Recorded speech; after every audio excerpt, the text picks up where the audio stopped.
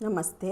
ಇಂದು ನಾವು ಮಹಾಭಾರತದಲ್ಲಿ ಪ್ರಸಿದ್ಧರಾದ ದ್ರೋಣಾಚಾರ್ಯ ಗುರುಗಳ ಜನನದ ಬಗ್ಗೆ ತಿಳಿದುಕೊಳ್ಳೋಣ. ಇವರು ಭಾರದ್ವಾಜ ಮುನಿಗಳ ಮಗ ಎಂದು ಹೇಳುತ್ತಾರೆ.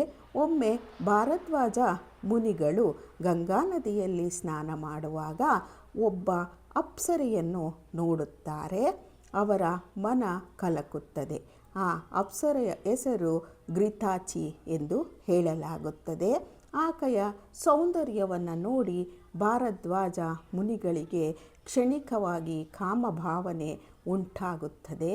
ಆ ಕಾಮಭಾವನೆಯಲ್ಲಿ ಅವರಿಗೆ ವೀರ್ಯ ಸಂಕಲನವಾಗುತ್ತದೆ. ಅದನ್ನು ಅವರು ವ್ಯರ್ಥ ಮಾಡದೆ ಒಂದು ಮಡಿಕೆಯಲ್ಲಿ ಸಂಗ್ರಹ ಮಾಡುತ್ತಾರೆ. ಅವರ ಈ ಬುದ್ಧಿ, ಈ ಶಕ್ತಿಯಿಂದ ಆ ಮಗು ಜನನವಾಗುತ್ತದೆ. ಆ ಮಗನಿಗೆ ಭಾರದ್ವಾಜ ಮುನಿಗಳು ಎಲ್ಲ ವಿದ್ಯೆಗಳನ್ನು, ಅಂದರೆ ವೇದ, ಪುರಾಣ ಮತ್ತು ಶಸ್ತ್ರವಿದ್ಯೆಗಳನ್ನು ಕೊಟ್ಟು ಬೆಳೆಸುತ್ತಾರೆ.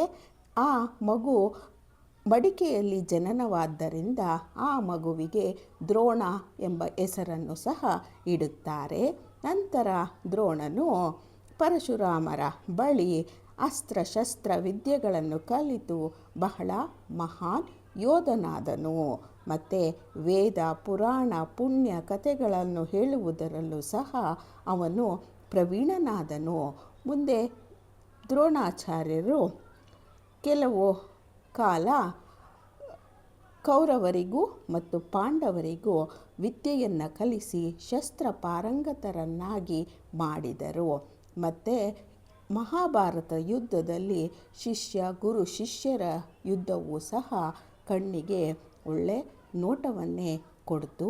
ಈ ರೀತಿ ದ್ರೋಣಾಚಾರ್ಯರ ಜನನ ಆಯಿತು ಅಂತ ಪುರಾಣಗಳಲ್ಲಿ ಹೇಳಲಾಗುತ್ತದೆ.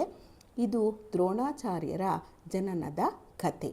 ಈ ಕತೆ ನಿಮಗೆಲ್ಲ ಇಷ್ಟ ಆಯಿತು ಅನಿಸುತ್ತೆ.